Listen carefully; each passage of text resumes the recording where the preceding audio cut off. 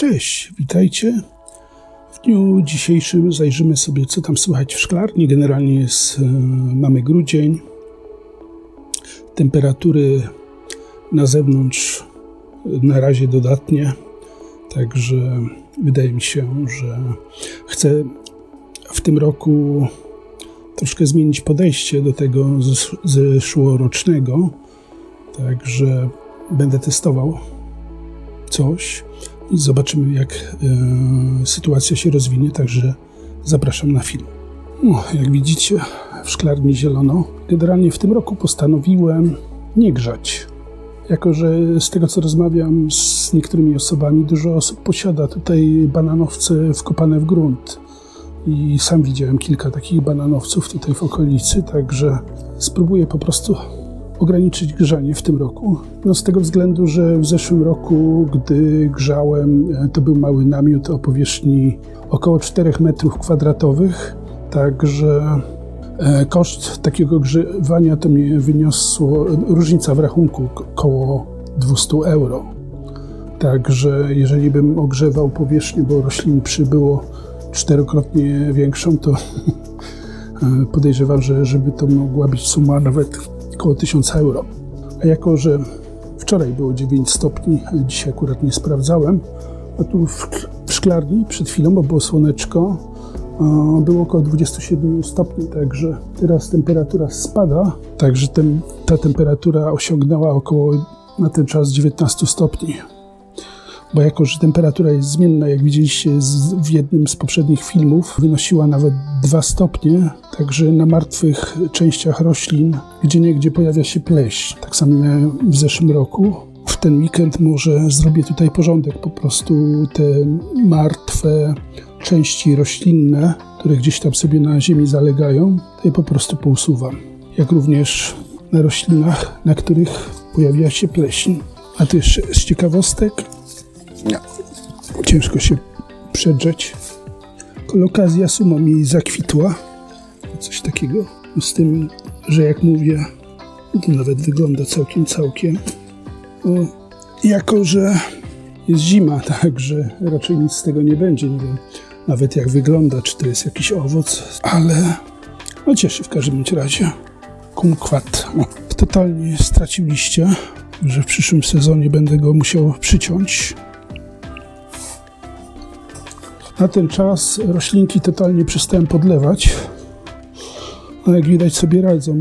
Jak są opady deszczu, to mimo wszystko moim zdaniem ta woda sobie przecieka do szklarni. Właśnie też dlatego jest jeden z powodów, dlaczego ja osobiście odradzam wkopywanie bananów. Jak u niektórych osób widziałem na przykład takie pojemniki wkopane w ziemię. Z tego względu, że gdy są duże opady deszczów, poziom wód gruntowych się moim zdaniem podnosi i w tym momencie korzenie zaczynają gnić. To znaczy u mnie tego nie doświadczyłem, ale z tego co widziałem na filmach u niektórych osób, wydaje mi się to logiczne, że po prostu woda się podnosi, korzenie są zanurzone cały czas w wodzie i dlatego też u mnie z tego względu są doniczki wystawione ponad poziom ziemi. Mimo tego, że szklarnia jest niska, ja ich nie wkopuję właśnie dlatego, żeby te korzenie nie gniły. Oto taki prosty przykład. Awokado.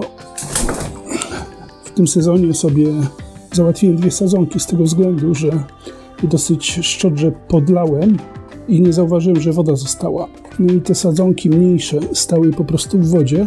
I się wykończyły, zgniły. Także moim zdaniem ta sama sytuacja jest w przypadku właśnie roślin zakopanych w glebie poniżej poziomu wody. Oczywiście wszystko zależy od tego, jak kto ma skonstruowaną szklarnię. Niektóre osoby mają tam zaizolowane dobrze, że woda nie dociera, ale to mogę zauważyć na przykładzie swojej szklarni, gdzie gdy są opady deszczu, to po prostu woda sobie wcieka. To znaczy się przesącza przez piasek, także przez to od razu też podnosi się wilgotność. Także jak widzicie, drzewka już kompletnie straciły liście. Z tego względu dostęp światła w okresie zimowym jest mniej ograniczony, ale też słońce jest niżej nad horyzontem. Bananki trochę przystopowały. ten, można powiedzieć, totalnie, ale nowe liście wysuwają, także jest w tym względzie okej.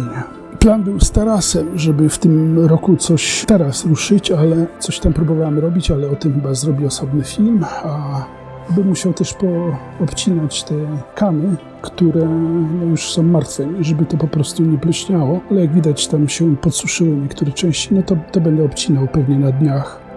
I jeszcze wniosłem Tamarillo do szklarni, pewnie mi przyjdzie walczyć ze ślimakami w następnym sezonie, no ale to sobie poradzę piwnymi pułapkami, czy też w inny sposób. Ja, tu już się widzę pokryło pleśnią. No tak jak mówię, atak pleśni na rośliny wrażliwe jest bardzo możliwy. To by było na tyle. Ja Was serdecznie pozdrawiam. Życzę miłego weekendu i do zobaczenia w następnym filmie.